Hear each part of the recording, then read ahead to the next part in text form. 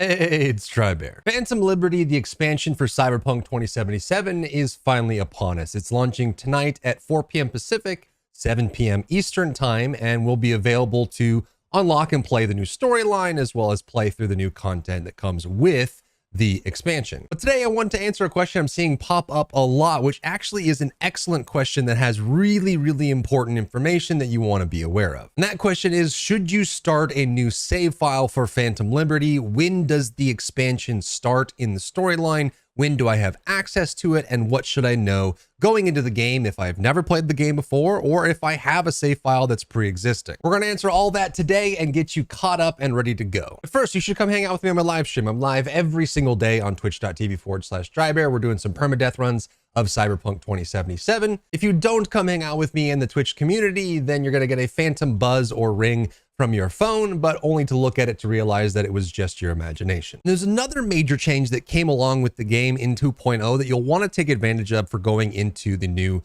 expansion content, and that is the progression shards.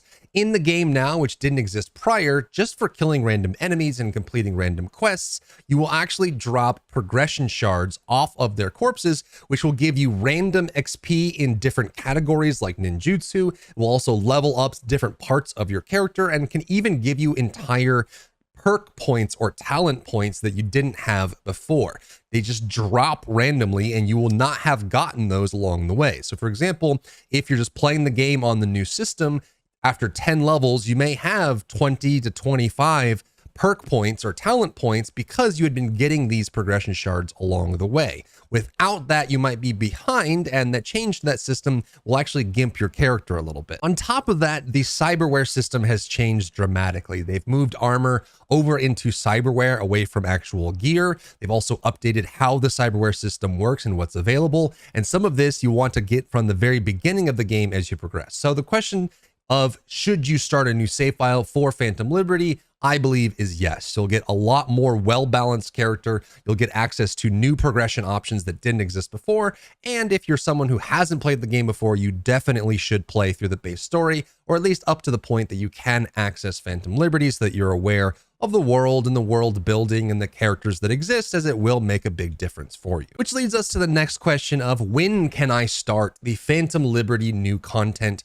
If I have the game downloaded and I have the expansion unlocked, how do I get into the new storyline in Dogtown, and how do I play the new stuff that exists in Cyberpunk 2077? And there are two main ways that you can access this unlock of new storyline in the game. And the first one is going to be the easiest, but the one that I would only recommend doing if you're someone who only wants to experience Phantom Liberty and you've also played through the game before, so you're caught up on the world and the characters, you just want to see the new stuff. And that is, once Phantom Liberty is live, you will be able to create a new game inside of Cyberpunk 2077, and there will be an option available that says skip straight to the new storyline. This will level your character up and give you stats and points that you can spend in order to get caught up to that point in the story, and it'll assume that you know everything from the base game so that you can just get right into Phantom Liberty. The other option is the storyline will become available at any point in the story after completing the mission called transmissions. You see in the top right corner, I have transmission on this playthrough.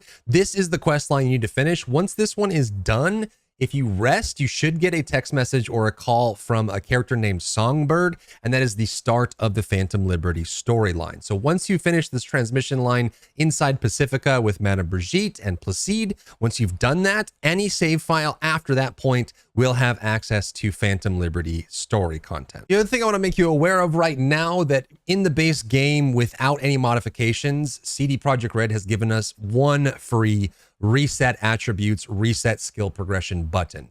It doesn't look like this, it doesn't warn you about this, but in the base game, if you have a character, you'll be able to reset your character's stats and build once per save file. Now, there are mods that exist if you're on PC that will allow you to make this infinite if you want, but they made this for people that are stuck on the old system that may want to respec into the new system, try some new stuff out, but this button seems to go away after you use it once on your save file, so keep that in mind. But I would recommend playing through the base game, even if you've played it before. I think all the new unlocks with the progression shards, all the new talents that exist in the game, the different setups you can pick up here, and the changes to the cyberware as well make a really interesting playthrough. And I think they actually ended up making builds a lot more fun and unique in this game in a way that I think is a very positive for the RPG experience. That's all I've got for you today. If you found value in the video, leave a like down below, leave a comment for the algorithm to help this video get seen by more people, and I'll see you on my live stream. If you enjoyed yourself today, leave a like down below. You can support me and my work on Patreon and view Patreon exclusive content,